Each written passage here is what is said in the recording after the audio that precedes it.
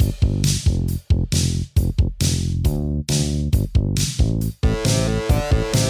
got you into a Remington party. What's my thanks? It's on the hallway carpet. I got paid in puke. Lick it up, baby. I got paid in puke. Welcome to Paid in Puke, a podcast where three women with names discuss movies about something other than a man. Paid in Puke is hosted by Annie Malone, Christina Barr, and Jessica Baxter. It's also a spoiler-filled free-for-all. You've been warned. Welcome to Paid in Puke. It's our Series 6 opener, and we are so happy to be back in this wonderfully new vax state where we're all We're vaccinated. freshly partied. And we're going to try introducing ourselves and see if it's weird or not. For some reason, we've got the intro, and then we just leave it up to other people to guess who is who. So anyways, my name is Jessica Baxter. I can't do this. Go ahead. My name is Christina. And I'm Amy Green, but also known as Annie Malone. I will answer to either. But it's a little bit exciting when someone calls me Annie Malone. So keep that in mind, people. So yeah, I don't know how much we're allowed to share. Well, You're in the middle of a divorce. right. When you're done with that divorce, you're going to have changed your name all the way to Annie Malone. Someday we will be done with this divorce. I don't know what season the episode Dick was, because I know that's the first time I mentioned that I was getting divorced, but I think that was maybe season 2. Wow. Still not final, everybody. Pre-pandemic, filed for divorce. It is still not final. That's just paperwork. Don't worry, I have definitely been allowed to date in between. Got a new name, got a list of gentleman callers. I'm definitely going to drop in the Mario Cantone soundbite here where he's saying your new name. All right. Oh, I love Because that. that's wonderful.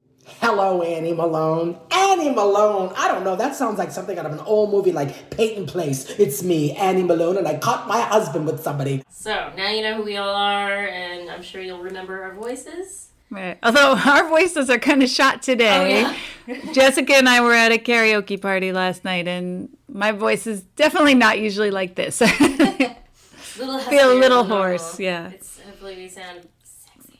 It's perfect, because we're talking couldn't about possibly. a Marilyn Monroe movie. Yeah. Right. The sexiest woman of all time, Yeah. maybe? Although not a hoarse voice at all. From No, that's Marilyn true. Monroe. I don't think I could ever do a Marilyn Monroe impression, but especially not today. Right, yeah. Not like Jane Russell, who really nails it.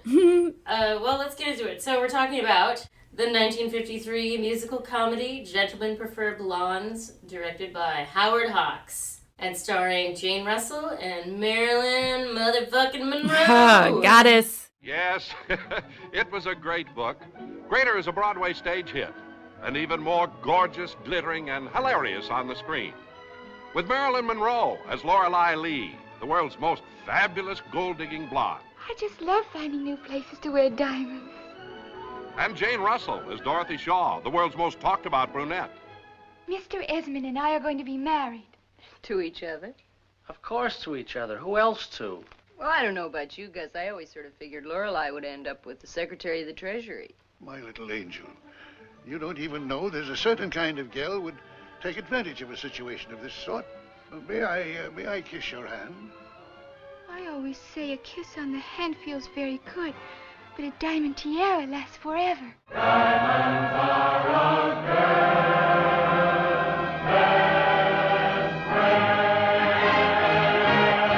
I really liked the synopsis from the New Yorker. I think they were like playing it at some theater at some point, just when I was Googling about the movie. So I will read the synopsis because I think it's good. Howard Hawke adds sly sexual insinuation to the blatantly sexual antics of Marilyn Monroe and Jane Russell in this scintillating 1953 adaptation of the stage musical based on Anita Lou's novel. Lorelei Lee, Monroe, and Dorothy Shaw, Russell, are showgirls sailing to Paris, where Lorelei, an unabashed gold digger, plans to wed the dorky heir, Gus Edmund. But Desmond's disapproving family plants the virile private detective Ernie Malone, no relation, played by Elliot Reed, on board to dig up dirt on Lorelai, and the sex-crazed Dorothy falls for him inexplicably. Yeah, That's inexplicably. Meanwhile, Lorelai flirts with a wealthy old goat. Old goat. Played by Charles I thought Gilbert. she was the goat and he was the python. Yes. Well, what's incriminating about that? Well, Piggy was being the python, and I was a goat. Oh, Lorelai. Well, she is the goat. She is. Yes, Of that. she is. And legal complications ensue. It is a little bit of a complicated plot, so I'm glad we had that because, I mean, it's just, I guess, like a lot of comedies of that era just had a lot of elements at play. Mm-hmm. But it's really well done. Oh my gosh. Like, it's not confusing when you're watching it. I think the way that the script unfolds is so well done. Yeah. Maybe that's because it's, I don't know, well, because it was a book and then a play and then a movie. I really like comedies when they're based on plays. I think that those work really well. This was an Annie Malone favorite. Yeah. This is such a very specific age, I guess, because I remember when I was a teenager, well, first of all, when I was a teenager, like I had a couple friends where we went through that phase where we were so obsessed with Marilyn Monroe, which I feel like everybody should go through that and always have a place for her because, I mean, she just was such an amazing figure. But anyway, so there was a time like this movie was on TV and I recorded it from TV on a VHS tape and watched it a bunch of times. My couple friends that were way into her, like we watched this movie all the time and referenced it all the time. So that's a really specific era of time where that's how you watched things. So I've always had a fondness for it. I hadn't watched it since, I don't think, until this came up recently. We did a karaoke party and I sang a couple songs from it. And then I was like, oh, other people haven't watched this movie a bunch of times. I felt good about it. You know, sometimes there's something you love when you were young and then you introduce it to people and it's like, oh, wow, forgot. And I felt like this is going to hold up. I'm going to back up this movie and oh my God, it's so good. Especially from 1953. A comedy from 1953. Right. Being so subversive. Yeah, I mean, that's amazing. And also the so cultural reference points. And just being like genuinely actually funny. Yes. You know? Yeah. So funny. It's so funny. Yeah, their relationship with each other and then like they're just so hilarious. And sometimes with older movies, I feel like it's very deliberate. Like, this is a joke. You're supposed to laugh here, or you know, yeah, like there's a lot of, I mean, there's almost this like was just pause like for laughter. flowed. It was just like they just had this natural rapport with each other. It was just so fun to watch, and Marilyn Monroe is like so hypnotic. I could just like watch her. Yes, you cannot take your eyes off her in this. I'd only seen Some Like It Hot, which I really liked that movie, and then I'd seen her in All About Eve, but she's really barely in that movie. So like this was really cool to see one that she was like the star of. I read about their friendship, like Jane Russell. She attributed the fact that they're both Geminis. They got along so well. Marilyn Monroe was dating Joe DiMaggio at the time, and they were both with athletes. Jane Russell, she was married for a long time too. He was like a quarterback for the LA Rams, and then he became the head coach for the Bruins. I guess they just had lots of things in common. And that's so nice. I did read something about Marilyn Monroe saying that she felt a real mentorship, friendship from Jane Russell. Which is, it's funny to think that like Marilyn Monroe would need a mentor, but Right. I mean, I guess just because just having an older woman on set who's been in show business maybe, and not so much a mentor of craft, but a mentor of the business maybe is what she meant. She didn't really elaborate in the quote that I read, but I also read too that the studio, or I don't know if it was like the paparazzi, like they tried to kind of like manufacture this feud between them to make it more interesting or whatever, but it just didn't. No. They got along so well, it wasn't. They were just so good together. They're so good, yeah. They have friendship chemistry, I guess. So you really can see it, and it's wonderful. Like you were saying, All About Eve is the kind of relationship women had in movies generally. Like the characters on screen there is what you saw a lot. You didn't see best friend buddy comedies with women. Right. In this era. And I absolutely love how loyal Dorothy is too. Lorelai's loyalty isn't really tested, but Dorothy's is tested constantly because everyone's just like, don't you want to betray your friend? And she's like, no. Right. I do not. I'm not wrong about you, and you're going to listen to me. You're only making things worse. All right, don't listen. But whether you listen or not, I'm going to tell you. Come on in, honey. You can hear better in here. Oh. Am I intruding or is he leaving, one hopes? So that's just very refreshing to see. There was a really good quote from the AV Club that I read about the subversiveness. There's a sort of loosely accepted myth that cultural progress is linear, that of course a movie made in 1953 would be more sexist than a movie made today. Yet once you walk into the satirical tone beneath its surface level pleasures, Gentlemen Prefer Blondes refutes that idea in nearly every scene. It's both an old-fashioned romp and a shockingly progressive ode to female independence, sexual agency, and camaraderie. Diamonds may be a girl's best friend, but as this romantic comedy sees it, so is the woman who will happily throw on her finest evening wear and upend the patriarchy with you. Yeah. Isn't that nice? I literally just got chills. Yeah. Yeah, it's so wild to watch this movie from 1953. And I mean, for me, what really sums it up is at the end when she's talking to Gus's father. And basically the whole time it's like, oh, Lorelai's a gold digger and therefore she's bad, you know. And she does the father to a daughter thing, you know. She's like, if you had a daughter, you would want this for her. Like you would want her to be happy and you would want her to have financial security. Why is it wrong for me to want that for myself? You admit that all you're after is money. No, I don't. Don't you know that a man being rich is like a girl being pretty? You might not marry a girl just because she's pretty, but my goodness, doesn't it help? And if you had a daughter, wouldn't you rather she didn't marry a poor man? But You'd want her to have the most wonderful things in the world and to be very happy. Say, they told me you were stupid. That's just so special to see that attitude anywhere, even today. Like a man would want it for his daughter. Yeah. Why can't the daughter want it for herself? Absolutely. Yeah. That whole speech is so amazing. God, she's so good. Yeah. I love her. And I don't get anybody hear that speech delivered as if it were written for her. I mean, it was in the original source material, but it was almost like it was written for Marilyn Monroe to say. And how could anybody hear her say that and then think, oh no, she actually was an idiot? Right. Like, no, she definitely gets what she's saying, and it's her, basically. Mm-hmm.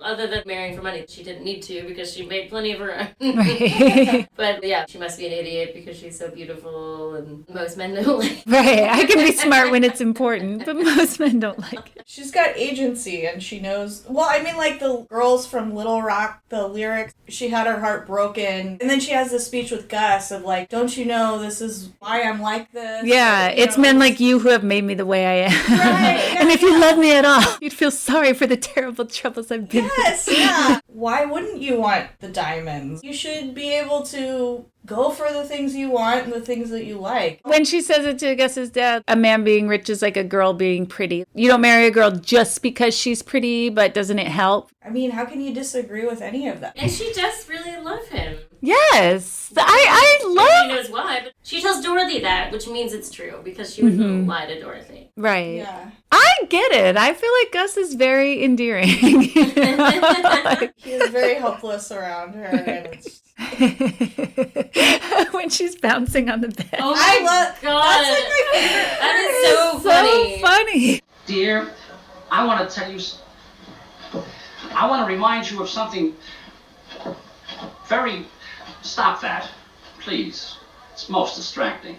That's such amazing physical comedy. Right. She's an underrated physical comedian. Right. Yeah, it's not just the mouth and the voice. It's like, it's everything.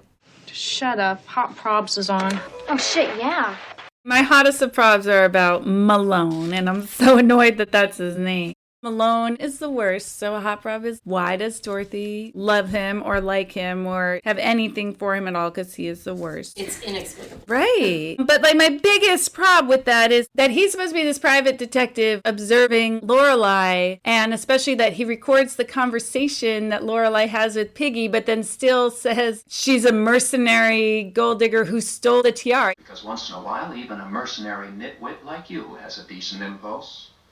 Don't let your friend here get mixed up in any of your schemes. Dorothy sort of has to prove to Malone in the courtroom that Lorelai would never do anything really bad. And Dorothy knows that I would never do anything that was really wrong. There's a certain young man that Dorothy likes, and Dorothy would never speak to this man again if he ever did anything to hurt me, Lorelai. Judge, I've changed my mind. What? I haven't anything to say. of all people, he knows she didn't steal it. He has a recording of the conversation where Piggy gives it to her, you know? And so that's like my hottest of the Malone prob, but just that he is the worst and just the mentality of like they have to prove something to him, that Lorelai has anything to prove to him. And I'm not even sure that like he believes her. He's like completely stone-faced and not really taking anything she says seriously until she's like, oh, and my best friend's in love with Malone or whatever, you know? Right. And then he's like, okay, never mind. Right. Like he just that. Grudgingly accepts Lorelai instead of like apologizing. I wonder if he even listened to that tape, because he just kind of goes in and seems like, like pulls he it out. did, right. I mean, I love that he's totally inept at his job. They so easily get the photos from him. We don't even know how easy it is. He'll be here in a minute. I sent him for some cigarettes. You got the drinks ready? Almost ready. I'll turn some of this heat off. Leave it alone, dear. Oh, for him. You know, sometimes your brain amazes me. Thank you. Do you think 3 sleeping pills are enough? Well, 3's quite a lot. That's pretty potent stuff. If thing's worth doing, it's worth doing well. I mean, I feel like it is kind of. I mean, like, they're like, we need to get those photos, and then they get them. I don't think he puts up much of a fight, you know, I mean, like. They have to go through that whole hilarious drinking scene. Let's drink a toast. Do you know this one? There was an old fellow named Sidney who drank till he ruined a kidney. It shriveled and shrank, but he drank and he drank. He had his fun doing it, didn't he? He looks like he's going to explode. What are you girls made of? What was that? Just equal parts of scotch, vodka, brandy, and gin. Right, but like that's how they plan to do it and they get it. You know what I mean? They have a plan and they pull off their plan. Yeah, one of my hot props in that scene is that they basically try to kill him. Right. It's like so much alcohol and 3 Marilyn sleeping. Monroe being like, how many sleeping pills can a person take? Yeah, that is a little bit hard. Then the drink is equal parts scotch, vodka, brandy, and gin. That's disgusting. Which is A, disgusting, and B, it's just alcohol poisoning. And who drinks like that? Like, okay, let me just chug this whole glass. Well, yeah, that was without he's like, that's not water. And it's like he drinks the whole thing of another one. He's like, that's not water either. Like, Malone, take a sip of something. It's your tongue, like. This is how I drink things. What was that? Okay, so I have a question about the tiara. Lorelai is brought up on charges of like grand larceny. Somehow the tiara is not there. She's not in her possession, so someone has stolen it from her. Is it Malone or Piggy that like stole it back from her? And then Malone gets it back at the airport. Piggy's like trying to like abscond with the tiara. Tell her that I had no choice in the matter. She'll understand if she knew my wife. Tell her I know that money means nothing to her, but I'll make it up to her someday. She's on trial. Like, couldn't Piggy have done her a solid? Like, oh, look, I found it. Why is Piggy making her go through this whole trial? He doesn't want to admit to his wife that he gave it away, but then if he got it back, well, yeah, that is not really explained, like how he managed to get it back, that he just stole it from her, like when, where, when did that happen? We never saw it happen. Right. And then they're like, he's gone to Africa, and then they find him at the airport. Like, is he just Right. been hiding at the airport? Yeah, You're right, like why didn't he then say, oh look, Lady Beekman, I found it. Yeah, I got like, the tiara, and I'm totally cool with Lorelai. Maybe going to jail, like, you know. Right, why did he get it back if he wasn't going to tell anyone he got it? Yeah, it's so shady, that whole process. Right. Just being like, I'm gonna disappear. Yeah, all of that is like such a silly plot, and the whole trial courtroom is like, I really don't think that's like you report something stolen and then there's immediately a trial, you know? And then also at a trial, people will pause, like, can we wait half an hour while I go get something? Right. Like that. Okay, well, I'll just sit here. Nothing else to do here in court. Yeah. Also, isn't it like nighttime? It's after she performs Diamonds Are a Girl's Best Friend in the club. Like, is that a midday show? I mean, it's it's night court. I understand that's a thing. Because the law cannot wait. Right. Yeah, I mean, I can say with a lot of authority that the law can wait. It can and it will. It does. That tape recorder is so big. It's really funny to me that nobody sees it. And then also just everybody sneaking around in this movie. Like, everyone's just so oblivious. It's incredible to me how easily people can sneak around. I mean, it happens a lot, especially, like, broad comedies, but it's just so funny to me. You wouldn't notice, like, a person just coming right behind you and sneaking around. I do love the whole, they're definitely really in Paris lunch. Pierre, we want to buy some clothes. You know, hats? Oui, des souliers, des robes, des chapeaux. They're like, let's go to Paris. Here's a bunch of stock footage of Paris. Here's a baguette. Car. And the cab driver's named Pierre. Pierre, yeah. Of course. Well, Pierre, you certainly were a big help. Merci, mademoiselle. Never spent so much money so fast. Let's go shopping. Boy, that was fun.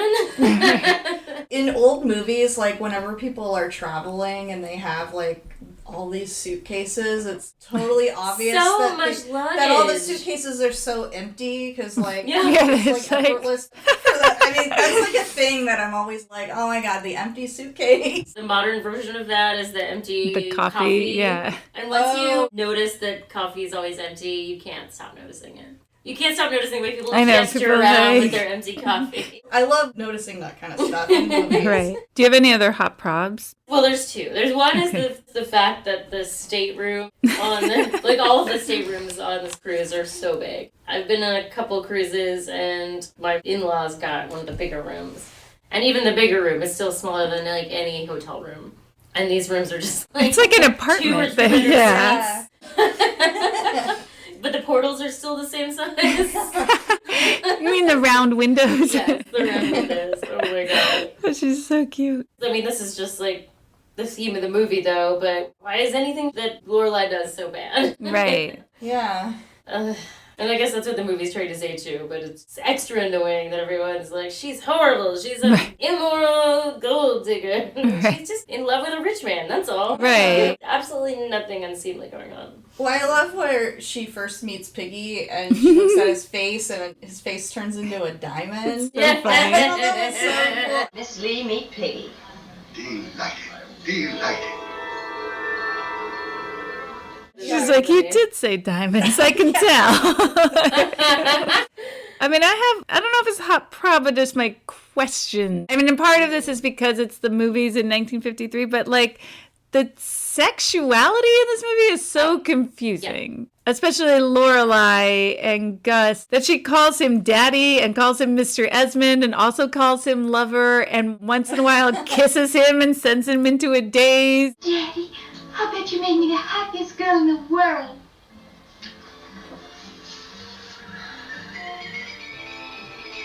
I don't know what you do, honey, unless you use Novocaine in your lipstick. Daddy. Huh? It's so funny, but also like when she's like, can you get $15,000 out of Gus? And she's like, that'll take an hour and 45 minutes. How much do you think a diamond hero will cost? $15,000 at least. Let's see, that'll take an hour and 45 minutes. And then when they are walking down the aisle and she says, remember on your wedding night, it's okay to say yes. So like all of those adds up to like, wow, I really don't understand what is Lorelai actually doing with Gus for that hour and 45 minutes? Like, I know it's a joke, but I still want to know, like, what? Yeah. If we were to take everything at face value. Right, she's just giving those magic kisses. There's a lot of sound effects. A little birdie steam, maybe. Definitely some birds, some cartoon birds. He probably faints a lot. I know. And then Dorothy's like, why are all these athletes not interested in me? It's so weird. Doesn't anyone want to play? All these basically naked men who are like wrestling each other. Don't they notice a woman here? Next call. I love the pool number. That is amazing. That is so good. Yeah, like these beautiful men in the pool and she's like dancing around them. And apparently her falling in the pool was not planned. But they really? What? Yeah. Wow. Really? Yeah, she plays so it off. So effortlessly. yeah. Yeah, I mean, there's definitely a lot of long takes. They're not exactly oneers, but it is very impressive in a musical with this much choreography and so many props and things happening. There's so many oneers. There's like, I don't know, maybe like 10 shots in each number, you know? And there's just so many long ones. And then definitely like the water thing. I mean, it's interesting that that's unplanned because when I saw it, I was like, they probably only did one take of that when I thought it was on purpose. Mm-hmm. Because she's so wet. Right. And it takes forever to get your hair to look like that. Mm-hmm. To have her to dry her off and dry her outfit and redo her makeup and hair to do another take. Right, yeah. Oh, another interesting thing I read was that Howard Hawke's the director. He didn't direct any of the musical numbers because he just wasn't interested. I saw that too. And whoever did them, like, did a bang-up awesome job. He left it to the choreographer, I think. Ooh. They're so good. And Gwen Verdon. Gwen Verdon did, yeah. It was some of the numbers. Name I forget. Jack Cole. And you can see her influence, like especially in that Paris number. I love that. I feel like that's all Gwen Verdon with the arms up. The like snappy. It's oh so yeah. I love the choreography in the first number, like how they just sort of like it's not totally dancing. It's just they're just being like so fun, you know. Like they're just like, at the same time, right? Yes, they're so insane. The costumes are just flawless. Oh God! Every outfit that they wear and the jewelry. My favorite part is when they walk into the dinner on the ship and like they're just like walking in and everybody's looking. That's like my favorite part. Yeah. Oh my God! You wouldn't want me to take all my meals in the room. Do you want me to have all my meals in my room? Must not be, mademoiselle. Of course. If Mr. Henry Spofford III is seated at my table. Oh, it shall be, mademoiselle. Thank you ever so. Oh my God, and that little boy is so fucking Henry funny. Spofford III. Oh, pardon my saying so and all, but having heard so much about you, I expected you to be much older. I'm old enough to appreciate a good-looking girl when I see one. This promises to be quite a trip. Personally, I don't intend to miss a meal. Oh my God, I love him. I love his so funny. little croaky voice. It reminded me of Macaulay Culkin a little bit. Yeah. Like his voice and just like the way he just didn't smile ever. Yeah, he's so dead man. He's so funny. It really, really is. I know, I want to know how many takes that kid had to do. He seems really precocious, but also, like, so little. Like, I love his solution for the portal stuck seat. I'll help you for 2 reasons. The first reason is I'm too young to be sent to jail. The second reason is you've got a lot of animal magnetism. And he lists the reasons in this adult manner, and then he's like, I'm gonna be your arms and legs. I know. Where does Piggy think she's standing? Pressed up against the wall, on top of the chair, I guess. You know, like, that scene is so fucking funny. I, like, literally cried. even at first when she is going to go through the portal and she, like, measures it. And then she nods. She's like, yep, this is going to work. Oh gosh, she's so good. That's such a little kid way of measuring. Oh, I have a fun fact about the Diamonds Are Girl's Best Friend scene. They were gonna just do one take of that, one run of it. And Marilyn really wanted to run it over and over again. I think they did 12 in total, and at the end she was like, you're right, the first one was the best. Oh no. It's she rehearsed so that a lot, good. apparently. Yeah. I mean, it shows. Yeah. It's so precise. Yeah. It's very impressive. That number is just amazing. I also just love, like, the bondage lady chandelier. Like, it's so wild. I mean, I guess we haven't explicitly said how very gay this movie is. Oh my God, this movie is so gay. Yeah. It's wonderful. I mean, yeah, Dorothy's basically, like, got drag queen jokes the whole time. You know, I think you're the only girl in the world that can stand on a stage with a spotlight in her eye and still see a diamond inside a man's pocket. I'm counting on you to keep those athletes to yourself. What a coincidence. That's my plan, too. I expected you'd be much older. Me? Older than what?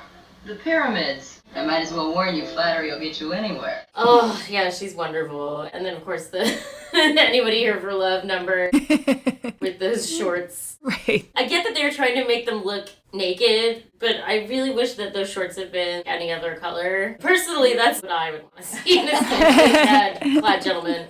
Is like red swim trunks or some bold color, but that's a fun one. Yeah. The Diamonds Are a Girl's Best Friend was absolutely my favorite part. Just the set, like the bright red, and all the men have like that red sash, and like her dress is like this awesome pink. They advertised that it was like filmed in Technicolor. And yes. Like that's what that was for. Right. Yeah. Exactly. Technicolor is to make shit pop. Right. Yeah. And also how she just pops. Like her hair and her eyes. She's the only blonde in it. It's so good. It's so good. Can see why Madonna paid homage to it, yeah. I love with the fan how she's like, ow! And like she like hits the guys with the fan. No. Yes. No, no, no, no, no, no, no, no, no. No, no, no, no, no, no, no. Yes, I love that. And when the guys all like shoot themselves. That feels like a Gwen Verdon move too. A fun thing I learned about watching Fosse Verdon is that Gwen Verdon was at least 50-50 contributor to a lot of Fosseisms. Oh. Wow. I have got to see that. Oh. Is it good? It's good in some ways, but it's also really bad in some ways. Oh, is it Ryan Murphy? Mm-hmm. Yeah. Oh, okay. That tracks then. It's a little heavy-handed sometimes with the flashbacks or the editing. It's kind of funny the way they're like, and now it's time for a meaningful flashback. And then there's one episode that ends with a baby crying over the credits. It's about a baby that Gwen Verdon abandoned. And it's like, do you get it? Aww. They're really haunted by their past, is I guess the point. Oh, I have another fun fact. A lot of the boat sets were recycled sets from the Titanic movie in 1953 Titanic. Ah. I read that they wanted Betty Grable to be the star in that role, but they went with Marilyn. She was like really starting to become a bigger star, and then also her rate wasn't as much as Betty Grable at the time. And then Jane Russell, in the studio days where actresses were tied to certain companies, Jane Russell was actually borrowed from Howard Hughes' company. And in exchange for that, they also had to use Jane Russell's makeup, personnel, and I think the cinematographer from Howard Hughes's. Oh, really? That's interesting. And then also, one of the like most memorable parts of The Aviator, it just made me think of it because it was Jane Russell, where he argues against the censor board, like for Jane Russell. It was all about the memories that showed in the movie. Anyways, it was Jane Russell in The Outlaw. I don't remember that from The Aviator, but I remember that was a thing. Like her silhouette in The Outlaw was so scandalous. Right, yeah. Really? I did want to mention the name of the child who plays Henry Spofford III. He was 6 years old. Oh my gosh. Wow. So that's Frankie's the age. of my son. Right. Who does say the darndest thing. He does. His name is George Foghorn Winslow. What? Wow. His nickname. It's in quotes. Oh my gosh. Foghorn. That's adorable.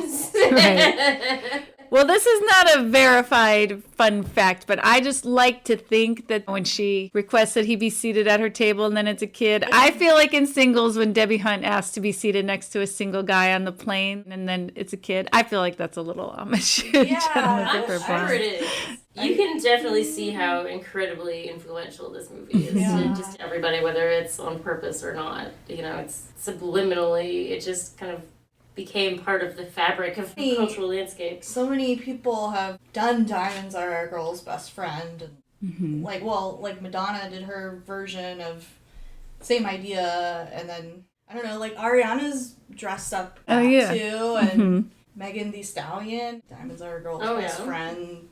Yeah, so it's definitely used a lot. Oh, going back to how gay this movie is. It's so gay. My favorite thing is that at the end of the movie with the wedding, it looks like they're marrying each other. Yeah. I love the last shot of just the two brides there. Yeah. Shot of like, yeah, sure, they've got these guys. Right. Really, they don't matter at all. It's all about these two ladies. But at last we won the big crusade. Looks like we finally made the grade. So wonderful. Yeah. It's it's so special how they have such a lovely friendship. Like, they both have things about the other one that they just, like, worry about them, but not exasperated by each other. It's just so nice. Totally. Dorothy, I would just want you to be okay. I'm a hobo collector. Yes. I'm so pleased Dorothy's taken an interest in you. I mean, she's never been interested in anyone worthwhile. No taste, eh? No, I'm a hobo collector. I might even find room for you. Yeah, there's so many. I've already started underlining meaningful passages in her copy of Moby Dick, if you know what I mean. That was what I wrote down. Yeah. Her delivery is so good. I mean business, then why are you wearing that hat? You'll find that I mean business. Really? Then why are you wearing that hat? Oh, I love that. Fucking That was such a good... stellar burn. Yeah. And I love her with the diamond, and she's like, looks like it ought to have a highball around it. Is it the right size? Oh, they can never be too big. Do you think that's too small, Dorothy? Looks like it ought to have a highball around it. I love that nobody chaperones the chaperone. Let's get this straight, Gus. The chaperone's job is to see that nobody else has any fun. But nobody chaperones the chaperone. Yes. And that she calls it committing matrimony is very funny. Lorelai, the old boy is not about to let you commit matrimony with his son. I think you'd rather shove him down an elevator shaft. Yeah, I mean, Dorothy's definitely the quote machine here. Yeah. I also like you're half sweet and half acid. Wait a minute, I'm not that bad all the time. Sometimes I'm very nice. Sometimes I just speak without thinking. I get the picture. You're half sweet and half acid. Go whistle up a rope. Do me a favor, will you, Malone? Go whistle up a rope. Your quotes abound here. Right. I really love it when she says, boy, will I tell that stinker off. Boy, will I tell that stinker off when we get those pictures back. That stinker. You bum. Right. I just love finding new places to wear diamonds. Aw. It's very funny. Yeah, that whole little exchange where she's like, you must think I was born yesterday. How do you put it around your neck? You don't, Lovey. It goes on your head. You must think I was born yesterday. Well, sometimes there's just no other possible explanation. No, my dear, she's quite right. Like so. It's a tiara. You do wear it on your head. I just love finding new places to wear diamonds. You do wear it on your head. I also love the little one. She's like, is this the boat to Europe, France? And she says, no, France is in Europe. And she says, well, who said it wasn't? Pardon, please. Is this the way to Europe, France? Not Europe, France, honey. France is in Europe. Well, who said it wasn't? Well, you wouldn't say, is this the way to North America, Mexico, would you? If that's where I wanted to go, I would. Lorelai is like kind of angling for the tiara from Piggy. And it's only fair I have the tiara. After all, she has you. I always say a kiss on the hand might feel very good, but a diamond tiara lasts forever. And besides, it's only fair I should have her tiara, because after all, she has you. My dear, my very dear. And then she's like, let's get it right now. Yeah, exactly. Let's get it right now. Anything you say, my dear, anything you say. I love how she's always saying thank you ever so. Yeah. Like, it's just... Yeah, thank you ever so. And how she ever says, so. like I, or that's I. Persons. Right. And I love when he gives her the letter of credit, and she's like, oh, that's real sweet. You started writing me already. I want you to put this in a safe place. What is it? A letter of credit. Oh, that's real sweet. You started writing me even before I went away. I really love when Foghorn says, are you a burglar? I'm sort of stuck. Are you a burglar? Heavens, no. The steward locked me in. I was waiting for a friend. Why didn't you ring for him? Oh my god, that kid is adorable. Stop that. It's so funny. Such a little flowery hand. Please put that back. So sweet, so tiny, and yet it can hold a human heart. Stop that. I beg your pardon? Laryngitis, I guess. Piggy, I better have some of that cherry. Will you get me some? I fly on the wings of Mercury. Just hurry up. All right, my dear. There's one where, I don't know if I wrote it down right, but it's when they're in Paris and they're kind of like down at the cafe and she's like, love it. Let's don't talk about love. It reminds me of Malone the human ferret. That was funny. Yeah, I don't really get that burn, but I like it. Right. That scene is just terrific. Oh, gosh. That's definitely one of my favorites. With those little boys that show up, and the dancing is terrific. I love how it starts with them sharing the cup of coffee. So she hands it to Lorelai, then Lorelai hands it back to her for the first sip. They've just got all these little best friend shorthands. Yeah. And they really take care of each other. Oh, makes me feel so warm and fuzzy. Right. Yeah. And that scene is also just so fun because it's like they're so down and out. They're like, okay, we are totally broke here. And then it's like, but we're entertainers at heart, you know? Like, we're going to charm all the locals and then Pierre is going to come pick us up again. You know? Don't worry about us, anyone. You don't have to worry about them. They'll make it through somehow. It really is very telling when they walk into the dining room and everyone looks at them. I mean, obviously Marilyn Monroe is one of the most beautiful women of all time, but Jane Russell has got some major charisma as well. Yeah. And then one of my favorite things ever, all the time in any movie, is when an actor plays the character. Oh. So I love the courtroom, even though the courtroom scene is absolutely ridiculous. I just love that she goes in there with the wig. You're like, yes, she's going to do the voice. Right. You will please swear, Miss Lee. Oh, Judge, I never swear. Uses all the speech patterns. And Right. She does the number. Well, my eyes are not what they might be. Have you ever heard me sing? No. Are you sure? Oh, I've not had the pleasure. Why, thank you ever so. A kiss on the hand may be quite continental, but diamonds are a girl's best friend. Or like when they're like, do you swear to... Oh, Judge, I never swear. That's totally something Lorelai would say. Oh, I know. She really does her friend. Yeah. I like also that the wig is kind of a bad wig, even though like, everybody's hair in that movie is fucking flawless. Right. Any other meaningful passages? I mean, I kind of already said it, but when she says, it's men like you who have made me the way I am, and if you love me at all, you would feel sorry for the terrible troubles I've been through instead of holding them against me. No, don't say another word. I wasn't going to say anything. And the whole, like, end speech about... Yeah, the whole thing. Yeah, that was a her great... future father-in-law. Also, when he says, you don't fool me, and she's like, I'm not trying to, but I bet I could. Young lady, you don't fool me one bit. I'm not trying to. But I bet I could, though. Well, all it takes is 3 minutes alone with him, and then everything's settled, so... I wrote this one down. Lorelai, she says to Dorothy, I want you to find happiness and stop having fun. I want you to find happiness and stop having fun. Like good friend advice. She's so practical. What else does a suicide need, huh? Now, if you'll excuse me. They'll never stop having fun. I know, it's just so fun. It was such a mood lifter. Yeah. You know? It's like one of those like happy movies. I love that. So this is what's called a lunchtime poll. I've really been thinking about it, and we'll just see what happens. It's like a restaurant when you don't know what you want yet. Right. Like, I'm sure you'll figure it out by the time it's my turn. We'll just process it.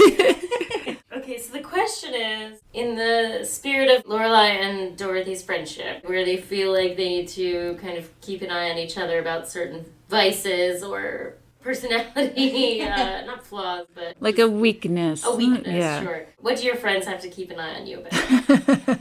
Is this one of those questions where someone else should answer it for you? I know, maybe. Are we introspective enough for this question? Well, I was kind of thinking about it in terms of like romantic things that people... yeah. Mine is basically like, I develop these intense crushes on people, and it's like, with the guy with the bridesmaids, I somehow like put people on pedestals, and I tend to like ignore other stuff about them. I've had to be reminded of like, well, look at the data of how the person has treated you or whatever, you know, like with the two blankets guy, like that was married. Right. I just like canonized him. He's so noble. He was in the Peace Corps. I don't know. That's just an example. Like putting people on I don't know, like crushes that I've had. That's mine. I guess these days, just because I can't really drink the way I used to. Back in the day, I could really drink a lot. Not that I'm bragging or anything. I could just drink a lot and be pretty okay. And now it's kind of like, there's always the last drink I shouldn't have had. And usually I'm like aware of it. I get to the point where I'm like, I know if I have one more drink, I'm going to regret it a lot the next day. But somehow I will have that dream. So I need someone to be like, don't do that! Knock it out of my hand. That's the best I can think of. I know that's not very interesting. No, I don't know. Unless you could think of anything. I know. I was sitting here trying to think, like, what's something that we have to watch out for backs for? You know? I feel like I should have thought about this so much. I mean, I have been thinking about it, but I'm having such a hard time with it, and I'm the one who came up with it, too. I mean, I feel like a fun thing is, like, how when you order takeout and then it's like, there's, like, 11 things, you know? Like, right, that's it. It's like... That's gotta be it. That's probably what my husband would say, too. Like, don't let her order. Well, it's fun because, like, sometimes we'll, like, agree, okay, we're going to get this, this, and this. And Jessica's like, okay, I'll put in the order. And then there's 5 extra things. That I put in at the last second. Right. Well, then the one time that I did the order, and I never get takeout, like, unless it's with you. And then it's like there was only one thing you could eat. And I felt like such a failure. Like, oh, that's why she always orders extra stuff. And then I don't mind having leftovers, but my husband gets upset if our fridge is too full. So. Yeah, I mean, I feel like part of the point of takeout is so that then you don't have to cook again the next day. To get takeout and not have leftovers, I feel is a fail, you know. I love leftovers. Yeah. I'm not thinking about what to eat. And being excited to eat something again. Like, for instance, if I get something from what used to be Paseo, but is now Un Bien, because it's confusing. Oh, right. There was a legendary restaurant here called Paseo, and then they closed, and then someone else opened with the same name, but not the same recipes, and then those people opened Un Bien, and that shit is, like, my favorite. One of my favorite all-time meals in Seattle is the tofu con gusto from Un Bien. Caribbean marinated tofu and tomatoes and black beans and rice. Oh, yeah. It always comes with this, like, amazing beets. You wouldn't be interested. I don't like beet beets salad on the side, and I always, like, portion off half to have the next day, and it's so Yum.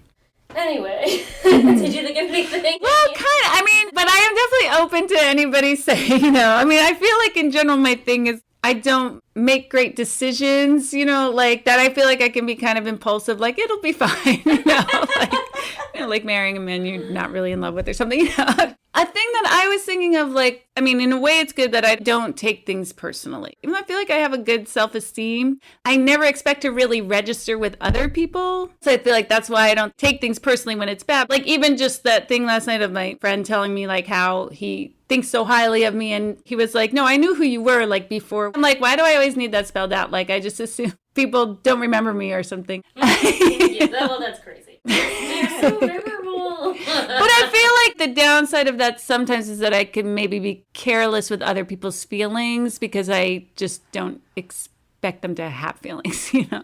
In regard to you or in general? In regard to me. Okay. I would say one thing that I feel like I need to nudge you on from time to time is like talking to people about things that bother you. Oh. And I don't know if I'm ever successful in getting you to, but I'm like sometimes you're just like, oh, I have this big problem with someone. It's so annoying. And then I'm like, well, maybe you should talk to them about it. You're like, no. I'm just going to continue to be annoyed. Yeah, I can see that. I don't know if you have a specific person that you're thinking of. I felt good about myself when I sort of stood up to the carpool lady about the texting, you know. That's like the one time I have said anything to her and she has annoyed me about 1,000 times. So it's right. Like, I know. And it's still in the carbo. Right. This school year's over, I'm done. So that's it. Right? Yeah. Yes, I'm going to hold you to that. Yeah. This person is not worth stressing out about. How very. Greetings and salutations. We did have a couple of downloads from France. What? Oh, yay. You're France? Honey, France is in Europe. So, bonjour. I do not know that much French. Well, bonjour is fine. Baxter. C'est super. Chouette. Alouette, chanter alouette. A little. You took French? No. I took French for a couple of years, yeah. I know a little bit. I minored in French. I lived there for a semester, Provence. Those are first French downloads. It was a little while ago. Oh, that's so cool. But we haven't done any movies that had anything to do with France until now, so it's not often that we have something so related, because every movie takes place in New York or California. Right. And then because of the metrics, lumping all of the United Kingdom together, that doesn't help either. Right. Again, I wish I knew which episodes. Oh, yeah. Bonjour, au revoir. Hello, goodbye. Bonsoir. That's good evening. Baguette. Baguette. I love baguettes. I do like French toast. My son asked me the other day, French toast is from France, and I was like, well, I do not know, but I do know the French fries are not from France. They're from Belgium, and he was like, never heard of it. It used to be a thing where calling something French meant it was a little racy, kind of. Like, that's why we call it French kissing. And that, like, you know, a condom used to be called a French leather. Oh, my God. I don't know where French toast falls into that. Sexy toast. Yeah. Sexy toast. Sexy I mean, it is. I would say it's sexier than just regular it's toast. adding moisture to a dried out baguette. That's pretty hot. Yeah, you rub the stuff all over it. I mean, And I guess French fries could be considered phallic. Skinny dick. or like, excuse my French. That's another thing. Like, French is supposed to be dirty, so, you know. Oh, yeah, pardon my French, and it's swearing. Yeah. Well, that seems racist. It's really weird. Yeah. Although, when I was in London, before my friend Faye and I got an apartment, we were in this hostel for like 2 or 3 weeks, and it was a really fun time of meeting people from all of these different countries, and everyone like fulfilling all their stereotypes. There were these like really obnoxious heavy drinking Australians and this racist white South African guy. And there were these 2 French guys who would not stop talking about cheese. Were they wearing berets? And Frank and I were just like, can you please stop being so stereotypical? They were like, you cannot get a good cheese here. It is a disgrace. On the next episode of Paid and Puke, we're setting the record straight with Craig Gillespie's 2017 biopic, I, Tonya, starring Margot Robbie and Allison Janney. If you enjoyed this episode of Paid and Puke, please take a minute to give us 5 stars on your preferred podcast app, such as Apple, Spotify, iHeartRadio, and Amazon. If you did not enjoy this podcast, no further action is necessary. Follow us on Blue Sky at Paid and Puke Pod, on Instagram at Paid and Puke Seattle, and on YouTube at Paid and Puke Podcast. Paid and Puke is hosted by Amy Green, Jessica Baxter, and Christina Barr. Music by Silent Partner and Jessica Baxter. Produced and edited by Divine Betty Media. Thank you for listening. You're beautiful. Lick it up, baby. Lick it